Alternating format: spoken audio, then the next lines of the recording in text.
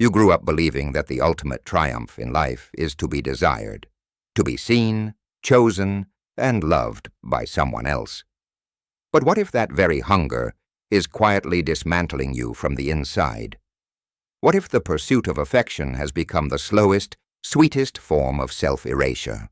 You bend, you shrink, you silence your truth, all in the name of closeness.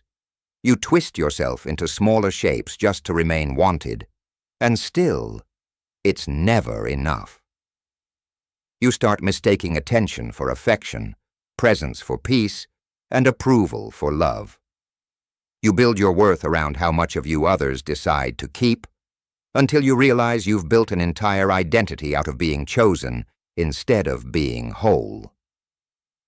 There comes a moment when you look in the mirror and no longer recognize the person staring back. You've spent so long trying to be everything for everyone that you've forgotten who you were before they told you what to be. You realize how much of yourself you traded just to feel wanted, how many boundaries you blurred, how many truths you buried, how many times you said, "It's fine," when your soul was screaming, "It's not."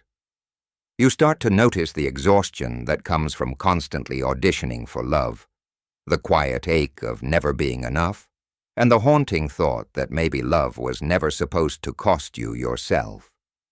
Maybe the point was never to be chosen, but to choose yourself, even when no one else does. There comes a day when pretending becomes heavier than honesty, when keeping the peace feels more like self-betrayal. You wake up and realize that the version of you who once begged to be loved has nothing left to give, because they gave it all away trying to be enough. You start to see how silence turned into survival, how pleasing became a disguise for fear, and how love, when rooted in desperation, always asks you to disappear. That's when the breaking begins, not as destruction, but as truth reclaiming its place. You begin to unlearn the need to be understood by everyone and start craving only one thing: to finally be understood by yourself. Healing doesn't announce itself with light. It begins quietly, in the stillness after breaking. It starts when you stop chasing what keeps wounding you and finally turn inward. You begin to see how every version of you, the pleaser, the forgiver, the quiet one, was just trying to survive love that kept slipping away. You learn that letting go isn't losing. It's honoring what no longer fits the person you're becoming. And so, piece by piece, you gather the fragments of yourself that you once left behind in other people's hands. It's not easy, it's not sudden. But one day you wake up and realize the ache has softened. Not because the pain vanished, but because you finally stopped abandoning yourself to keep others close. The rebuilding. This is the season where you start piecing yourself back together. Not as who you were, but as who you're meant to be. You learn to take up space without apologizing for it. You stop explaining your worth and start embodying it. You begin to see that peace isn't found in being chosen. It's built through the quiet work of self-respect. You start rewriting your story, not from pain, but from power. You speak even when your voice shakes. You walk away even when it hurts. You realize that healing isn't about going back. It's about finally moving forward, carrying every lesson that taught you how to stand tall, even when love tried to make you small. At first it feels unfamiliar, choosing peace over chaos, solitude over approval. You begin to notice how silence no longer feels lonely but sacred, a space where you can finally hear your own voice.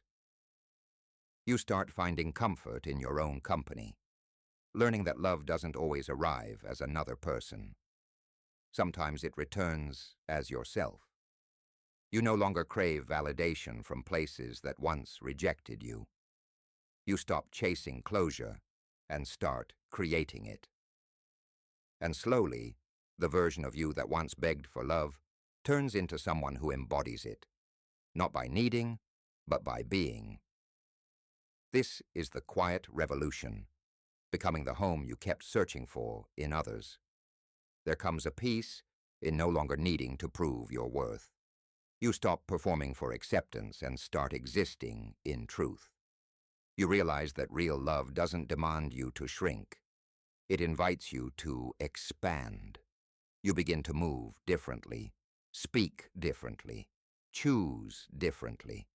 You stop settling for half-presence and half-truths. Your boundaries stop sounding like anger and start sounding like self-respect. You understand now that walking away isn't bitterness, it's clarity. And what used to feel like loss begins to feel like liberation. You no longer chase what's fleeting, you attract what's aligned.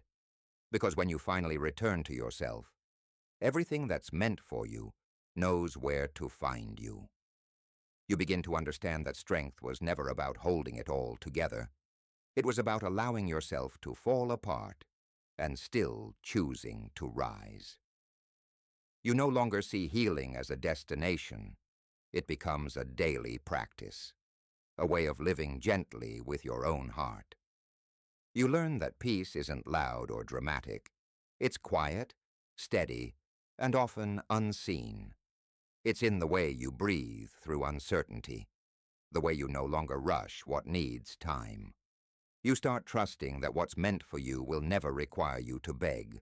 You stop confusing chaos with passion. And slowly, you begin to rebuild a life that doesn't drain you, a life that feels like a deep exhale. This is what strength looks like now, not control, but surrender. There's a calm that settles in when you stop trying to fix everything and everyone. You realize not everything broken needs mending, and not everyone leaving is a loss. You begin to honor the endings that shaped you, the pain that carved space for wisdom, and the loneliness that taught you how to stand alone. You start seeing how life was never asking you to be perfect, only present. You no longer chase what's gone. You grow from where you are.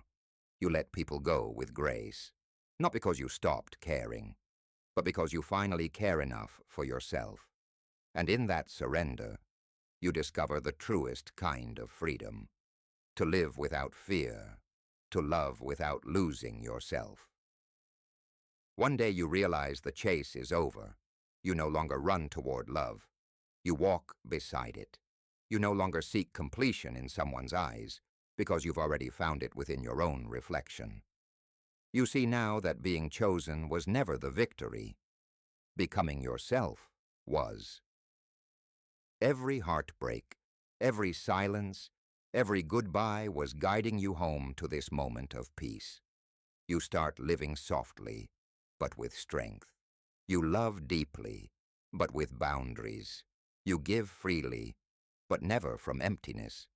And as the world rushes around you, you move with quiet certainty, knowing that the greatest love story was never about who stayed or who left, but about how beautifully you learned to stay true to yourself.